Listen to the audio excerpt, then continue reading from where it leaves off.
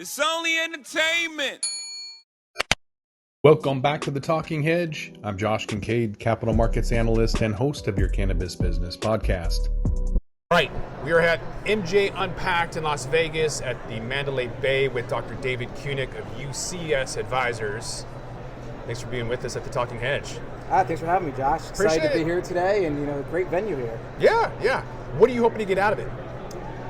I'm hoping to get out of it a couple things. One, talking to some CEOs and board members, some of the larger MSOs and larger cannabis companies. Secondly, I'm actually meeting a few of our clients, U.C.S. advisor clients here, who are looking for other opportunities for them to invest in. And the third thing I'm looking to get out of it is just quality one-to-one meetings where already walking into this show floor and how they have everything set up, it's a very welcoming and warming atmosphere to really sit down and get business done. This isn't your first rodeo. I think you were one of the first 500 PubCos. I think you've started 13 companies. You've sold 7 of them. Correct. Wow, spot on. You were literally spot on, Josh. All right. We spend way too much time together, probably. Yeah, I guess so, yeah. So how is this show post-pandemic different? How is the vibe? How are the deal flows different now? Valuations, I'm imagining there's no pre-money deals you're looking at. I'm guessing. We do look at pre-money, okay, or pre-revenue, I should say. But the biggest thing is that management. If you don't have a solid management team, people aren't looking at you, plain and simple. And are you looking at them more closely now post-pandemic than pre, or has that always been part of your strategy? That's always been part of the strategy, but it's even more important now.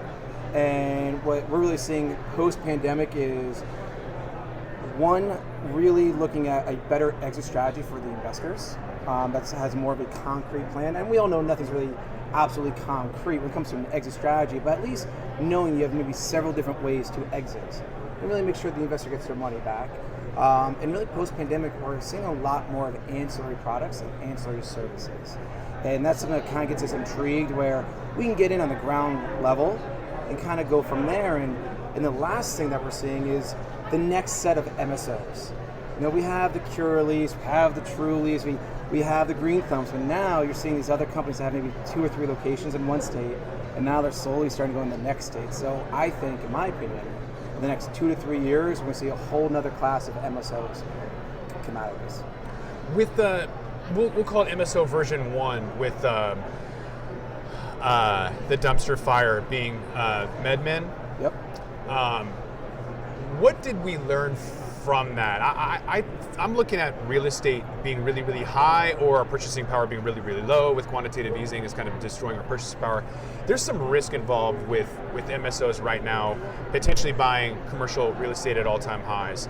Is there concerns with the way that MSOs in the past have done business that are maybe reevaluating how you do business moving forward? Very loaded question. Yeah. Great question. And I think I'm going to take a step back and say, one, valuations, what we're seeing for deal flow, deals that actually have a proper valuation are getting investors to look at it. The second part is that, especially if the larger MSOs or the amendment, is that, okay, depending on how much product you actually grow, well, what are the state rules and guidelines on how much a patient or a customer can actually consume and buy in a month? And that's something where I think we've really learned from previous MSOs of saying, okay, you have this huge canopy, but if you look at the rules and regulations and what someone can buy in that state, you're sitting on maybe an extra 30 or 40% of product that you won't be able to move at all.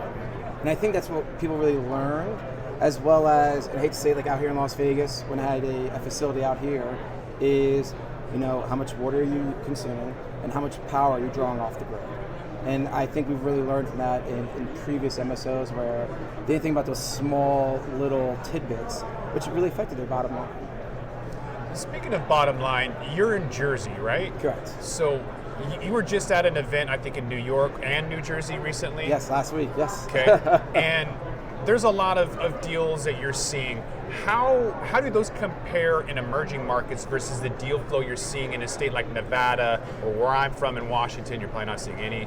But what are the differences in the deal flows and the structures, terms and conditions from emerging markets to existing, or not a legacy market, but the existing marketplace?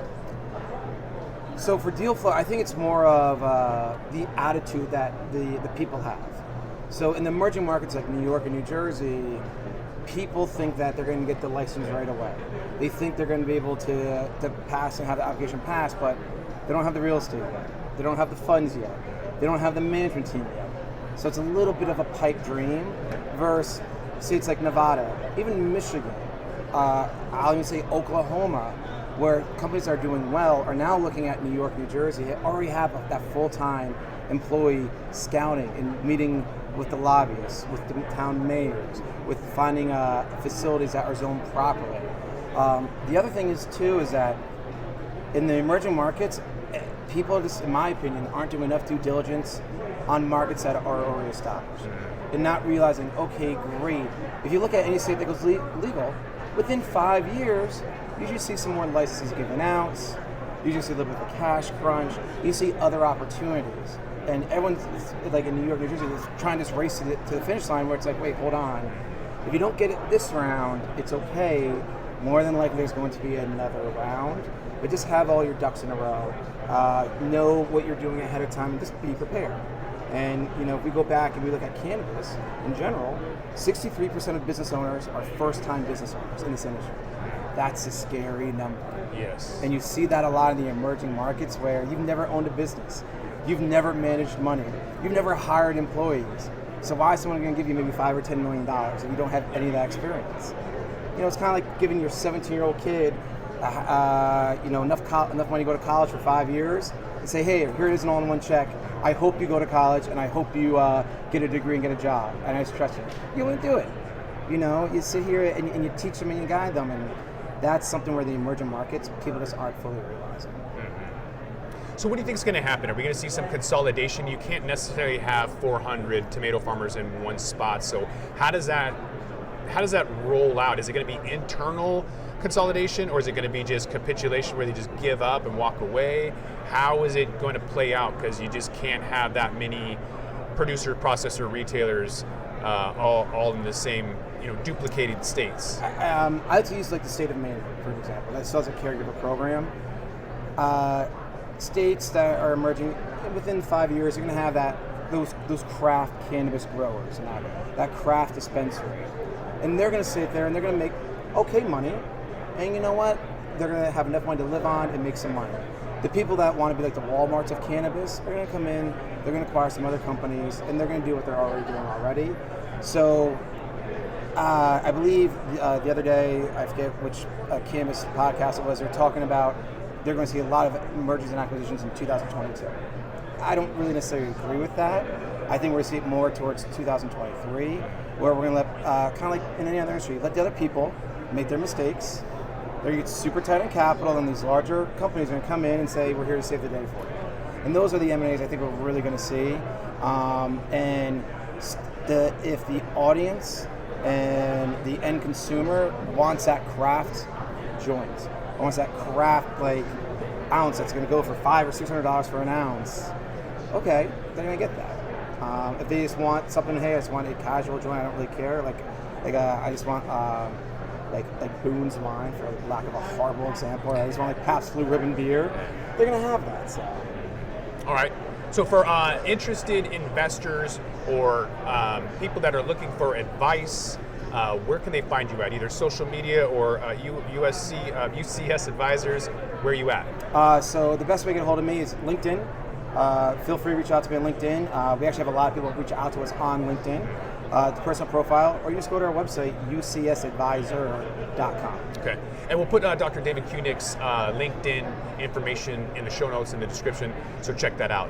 So with that, I think we're going to roll this one up. I want to thank my guest, Dr. David Cunic, founder, CEO of U.C.S. Advisors. Yes. Use Cannabis Safely. All right, with that, we're going to roll this up. I'm Josh Kincaid. This is The Talking Hedge. Don't forget to like, share, and subscribe, or don't, and I'm out.